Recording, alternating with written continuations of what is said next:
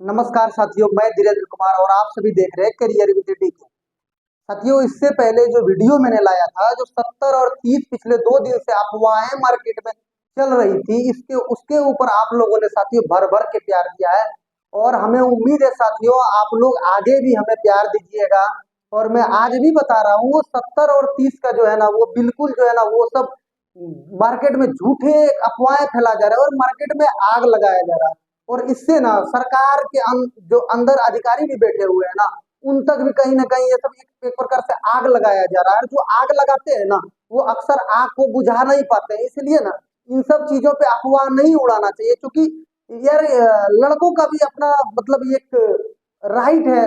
कहीं ना कहीं कितना उसके साथ छेड़छाड़ हो रहा है, ये बिल्कुल ना, ये गलत बात है। आप सोच के देखिए ना, लड़का जो है ना, उसको बहाली पे अधिकार नहीं है।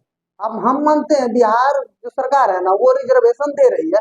हम मानते हैं कि 50% रिजर्वेशन गलत नहीं है, महिलाओं को बिल्कुल बराबर भागीदारी मिलनी चाहिए। लेकिन आप 50% दीजिए, उसको हॉरिजेंटल दीजिए। आपने क्या दे दिया है, वर्टिकल दे दिया कि 50% रिजर्वेशन भी देंगे और उसको ओवरलैप भी करवा देंगे। ये नहीं, ये कतई जहर से कम नहीं है।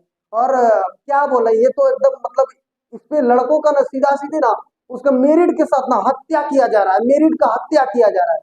और लड़का आदमी बोलता है लड़का लड़की, लेकिन मैं तो ये समझता हूँ ना, लड़के है ना, तो लड़के के घर में भी उनकी माँ है ना, वो भी तो महिला ही है।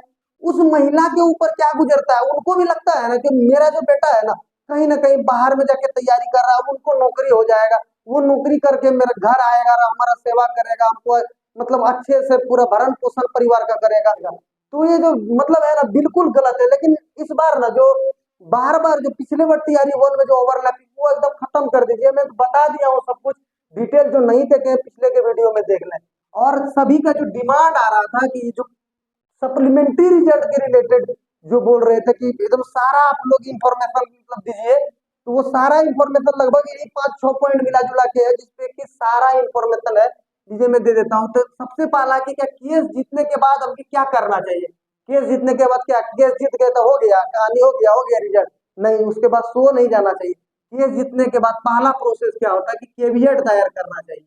क्या करना चाहिए? केविएट दायर करना चाहिए। और केविएट जो है 18 जुलाई 2024 को आया था ना जजमेंट। मैंने 25 जुलाई को 25/7/24 को जाके केविएट पटना हाईकोर्ट में दायर कर दिया हूँ। इससे क्या होता है कि अगर सरकार चाहेगी कि इस पर हम आगे स्टे ले लें, तो वहां हम लेने नहीं देंगे। और दूसरी बात ये है कि अगर सरकार चाहेगी कि डबल बेंच में जाए, तो उसका सूचना जो है ना, ऑलरेडी उसमें हम पार्टी बन जाएंगे। इससे क्या होगा कि बाद में हम भी वहां अपना वकील उतार सकते हैं डबल बेंच में। इसलिए मैंने तुरंत यूं ही देर नहीं किया, 20 तक तो एग्जाम ही था, और 25 को जाके मैंने कैबिनेट दायर कर दिया। अब कहीं से कोई दिक्कत नहीं। जैसे ही सरकार इस पर कुछ भी करेगी केस में, हमारे एडवोकेट तक, गिरीश सर तक वो सूचना जाएगा, और गिरीश सर के पास जैसे ही जाएगा, वो मेरे तक भी सूचना आ जाएगा। अब देखिए सरकार के पास आगे कितना समय है। बहुत लोग इसी बात को लेकर के परेशान है कि जजमेंट आगे आ गया है, कुछ हो नहीं है। भैया, सरकार आपको बोल के, आपके घर में आके बोल के नहीं कुछ करेगी। हो रहा है, अंदर में हो रहा है, बता रहे हैं ना, हो रहा है। आप अब जान लीजिए कि कितना समय है। जो एजुकेशन मैटर होता है ना, जो भी सर्विस मैटर होता है, उसमें अभ्यर्थियों का जो है वो करियर देखिए, समय देखिए ना। 1 महीने का सरकार को समय दिया जाता है कि आप 1 महीने के दरमियान में जो कोर्ट का डिसीजन है उसका पालन करें, ठीक है। लेकिन यहाँ पे एक सरकार के पास भी अधिकार है कि अगर यदि उसको लग रहा है कि जजमेंट जो है ना गलत है, तो वो उसको चैलेंज कर सकती है। कहाँ जाके? 2 जजों के बेंच में। तो इसीलिए ना अब सरकार के पास ज्यादा समय नहीं है। 1 महीने का 30 डेज का समय होता है, और 30 डेज में लगभग 20 डेज गुजर चुका है। तो मान के चलिए ना, 10 दिन और सरकार के पास समय है, और 10 दिन में ना आपको कुछ ना कुछ आप देखिएगा कि देखने को मिल जाएगा। अब देखिए सरकार आगे क्या कर सकती है, हम बता देते हैं, थोड़ा सा शॉर्टकट में बता देते हैं। 2 ही रास्ते हैं सरकार यहाँ पे जो जो सरकार कर सकती है। क्या? पहला ये है कि हाईकोर्ट का डिसीजन है। भैया, हाईकोर्ट का डिसीजन अपने आप में कितना बड़ा होता है वो डिसीजन, वो पता है। जिनको कानून का जानकारी है ना, उनके लिए बहुत कुछ है। और जो बोलते हैं ना कि अरे कुछ नहीं होता, लिपा पोती, भैया वो बस उसको बता दीजिए कि एगो केस आप कभी जिता के दिखाइए। केस जिताने में क्या लगता है? बोलने में ना मुंह से बहुत साधारण है। तो पहला है कि सरकार उस डिसीजन को फॉलो करेगी, और हमें विश्वास है बिहार सरकार पे कि वो हाई कोर्ट का जो डिसीजन है ना, उसके विरोध में नहीं जाएगी। अब देख लीजिए ना, जो रिजर्वेशन का मामला था, हाई कोर्ट ने क्वेश्चन किया, सरकार ने क्या किया, उसका डिसीजन नहीं माना, चल गई दौड़े दौड़े सुप्रीम कोर्ट। वहां भी क्या हुआ? हाई कोर्ट का ही डिसीजन अभी वहां पे बोला गया कि उसी के अकॉर्डिंग आप काम कीजिए। नहीं तो आप अभी रुकिए। तो अब देखिएगा कि हाई कोर्ट जो डिसीजन रद्द किया, उसके बाद हाई कोर्ट के डिसीजन पे ही 50-50 पर बन रहा है। इसलिए हाई कोर्ट का डिसीजन ना बहुत बड़ा डिसीजन होता है। जो इसको सस्ते में ले रहा है भैया, उसको पता नहीं है, पता नहीं है उसको कि जो कानून है ना, हमारा जो भारत है वो कानून पे ही टिका हुआ है। कानून जैसे ही खत्म होगा ना, भारत ब्लास्ट हो जाएगा। और बिहार जो है वो कहीं ना कहीं भारत के ही अंदर है। इसलिए ना कानून का फॉलो बिल्कुल ही किया जाएगा। अगर सरकार अगर चाहेगी कि नहीं ये सही नहीं है, तो डबल बेंच में चैलेंज करेगी। बस दो ही रास्ता, अगर डबल बेंच में चैलेंज करेगी, उसके लिए हम तैयार है, बिल्कुल तैयार है। हमारे एडवोकेट भी गिरी सर एकदम अच्छे से तैयार है। अब देखिए CWJC 1191/2024, इससे टीआरई 3.0 क्या प्रभावित हो सकती है कि भैया मैं क्या बता दूं। इसके लिए ये सबसे बड़ा मुद्दा है, मैं बता देता हूँ।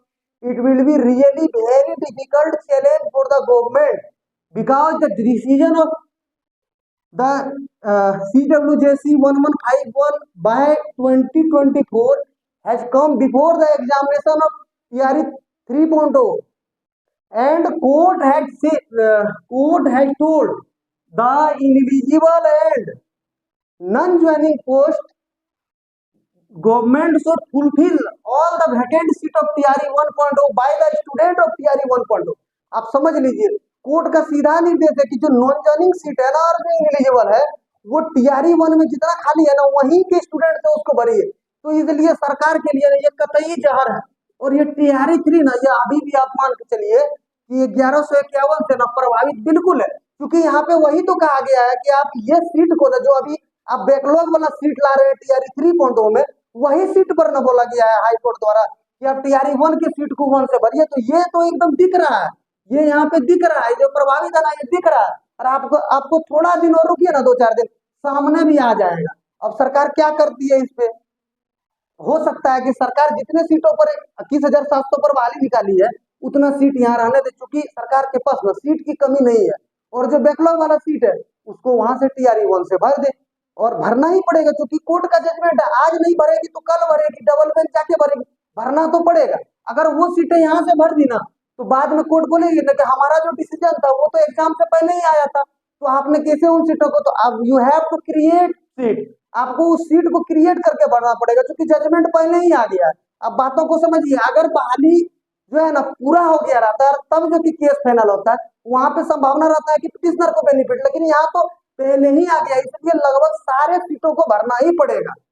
अब यहाँ दो बात हो सकती है, या फिर सरकार क्या करेगी कि TRE 1 का जो सीट है वो TRE 3 में काट दे, एक नोटिस लिख देगी कि हाई कोर्ट का डिसीजन के अनुरूप हमने डिसीजन को फॉलो करते हुए TRE 1 के सीटों को TRE 1 से सप्लीमेंट्री रिजल्ट से भर रहे हैं, और इसमें सीट काट लेगी, ये भी हो सकता है। लेकिन अभी ना आगे चुनाव है, इसलिए हमको लगता है कि यहाँ पे ज्यादा छेड़छाड़ नहीं होगा। और यहाँ जो TRE 1.0 का पूरक परिणाम जो है CWJC 11 का, ये भी देगी। और सरकार के पास पर्याप्त सीटें हैं, क्योंकि आपको पता है कि आगे भी 1,60,000 वाली, उसमें ज्यादा प्राइमरी की ही सीटें हैं, तो सरकार के पास सीटों की ना कमी नहीं है। उसके लिए आप लोग टेंशन मत लीजिए। अगर रिजल्ट आती है तो कितने सीटों पर बता देते हैं, 6,000 प्लस सीटों पर आएगी। मैंने 4619 प्लस सीटों का डिमांड, बहुत लोग ये सोच रहे मैंने 4619 सीटों नहीं, प्लस 4619 मेरा सब जगह, चाहे मतलब रिज्वाइंडर हो या फिर मेरा ड्राफ्टिंग हो, सब जगह मैंने 4619 प्लस। और जब मैंने 4619 सीटों का दावा किया था ना, उसके बाद लगभग 15 से 2,000 बच्चा इनएलिजिबल पकड़ा गया। और कोर्ट का तो वही तो डिसीजन है कि जितना भी इनएलिजिबल और नॉन ज्वाइनिंग है उसको यहाँ से भरिए। तो आप अगर यदि 4600 में 2,000 तो 66 तो, लेकिन फिर भी 6,000 से कम नहीं होगा। 6,000 प्लस सीटों पर ही रिजल्ट जब आएगा तो आ सकता है बिल्कुल। आगे अभ्यर्थियों की रणनीति क्या होना चाहिए भैया, मैं बता देता हूँ कि आगे की रणनीति क्या होना चाहिए। अब आगे की रणनीति यही होना चाहिए कि अगर सरकार रिजल्ट जारी कर देती है तब तो सबकी बल्ले बल्ले, कहीं किसी को कोई दिक्कत ही नहीं है, सब अपना अपना घर में है, मिजाज करिए। अगर सरकार यहाँ से डबल बेंच जाती है ना, तो सबको एक होके लड़ना होगा भैया। अगर आप मजबूती से लड़ेंगे ना, तो फिर ये मुकाम जो है बहुत जल्द हम लोग हासिल कर लेंगे। और वहां भी हम इसको फतह में ज्यादा देर लगने नहीं देंगे, हम बता देते हैं। तो आप लोग फिलहाल इसके लिए घबराइए मत, जो भी है पूरक परिणाम से रिलेटेड उसके लिए आप लोग पॉजिटिव रहिए। हमारा बिहार सरकार जो है बिल्कुल हाईकोर्ट के डिसीजन को फॉलो करेगी और सप्लीमेंट्री रिजल्ट आएगा, मैं अभी भरोसा है। अगर सरकार चैलेंज करती है तो उसके लिए हम मुस्तैदी से खड़ा रहेंगे। इसी के साथ आप लोगों को हम यही बताते हैं कि थोड़ा सा आप ज्यादा से ज्यादा इसको शेयर कीजिए। आप लोग शेयर नहीं करते, यही सबसे बड़ी दिक्कत वाली बात है। वीडियो को ज्यादा से ज्यादा शेयर कीजिए ताकि सब लड़के जान सके और सारे एक प्लेटफॉर्म पर आ जाए। मैं यही बताएंगे आप लोग को, शेयर कीजिए, सपोर्ट कीजिए। और आप लोग से फिलहाल हम यहाँ विदा लेते हैं। बहुत बहुत धन्यवाद, बहुत बहुत धन्यवाद।